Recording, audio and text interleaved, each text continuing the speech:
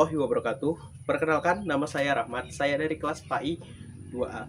Di sini saya akan membahas tentang fikih muamalah, yaitu yang dibimbing oleh dosen pembimbing Ibu Nur Hidayani MA. Di sini saya akan membahas tentang perkongsian atau al-syikrah, yaitu macam-macam syikrah, hal-hal yang membatalkan syikrah, dan juga berakhirnya syikrah. Langsung saja kita ke inti dalam videonya. Let's go. Macam-macam syirkah. Secara umum, syirkah dapat dibentuk karena dua hal, yaitu syirkah hak milik atau syirkatul amlak dan syirkah transaksi atau syirkatul uqud. Berikut penjelasannya. A.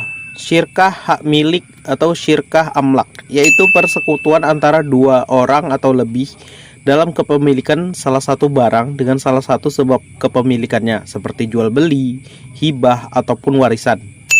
Yang B. Syirkah transaksi atau syirkatul uqud, yaitu kerjasama antara dua orang atau lebih yang bersekutu dalam modal dan keuntungan. Syirkah transaksi dapat dibagi menjadi beberapa jenis, yaitu yang pertama, syirkah inan adalah kerjasama antara dua pihak atau lebih yang masing-masing memberi kontribusi kerja dan modal. Metode pelaksanaannya dapat dilaksanakan secara bersama-sama ataupun dengan menunjuk salah satu syarik untuk menjalankannya. Yang kedua, syirkah abdan adalah bentuk kerja sama bisnis antara dua pihak atau lebih yang masing-masing hanya memberikan kontribusi kerja atau berupa keahlian, baik itu berupa fisik ataupun intelektual, tanpa kontribusi modal. 3. Syirkah wujuh adalah kerjasama yang dilakukan oleh dua pihak atau lebih yang didasarkan pada kedudukan, ketokohan, reputasi baik, atau keahlian seseorang dalam berbisnis. Pihak-pihak yang terlibat dalam sama-sama memberikan kontribusi kerja dan pihak ketiga yang memberikan kontribusi modal. 4. Syirkah mufawadah adalah bentuk kerjasama bisnis di mana tiap pihak yang terlibat kontrak sepakat untuk mengeluarkan modal yang sama dengan ketentuan keuntungan dan kerugian juga dibagi sama.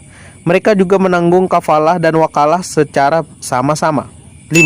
Syirkah al-mudarabah, yaitu kontrak dalam kerjasama bisnis antara kapital pada satu sisi dan usaha personal atau pekerja pada sisi lain. Bentuk kerjasama semacam ini mengharuskan profit sharing yang jelas harus disetujui pada saat pertama kali melakukan kesepakatan. Selanjutnya adalah hal-hal yang membatalkan syirkah. Perkara yang membatalkan syirkah dibagi atas dua hal, yaitu 1. Pembatalan syirkah secara umum.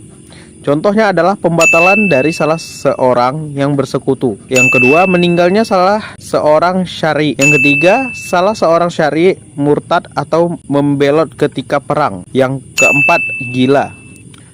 Yang kedua, pembatalan syirkah secara khusus. Contohnya adalah harta syirkah rusak. Apabila harta syirkah rusak, keseluruhan atau harta salah seorang rusak sebelum dibelanjarkan, syirkah batal.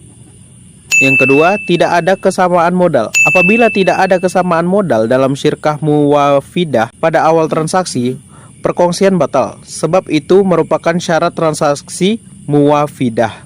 Sedangkan berakhirnya syirkah terjadi karena disebabkan 6 alasan, yaitu jika salah satu pihak membatalkan. Yang kedua, salah satu pihak kehilangan kecakapan untuk bertasaruf.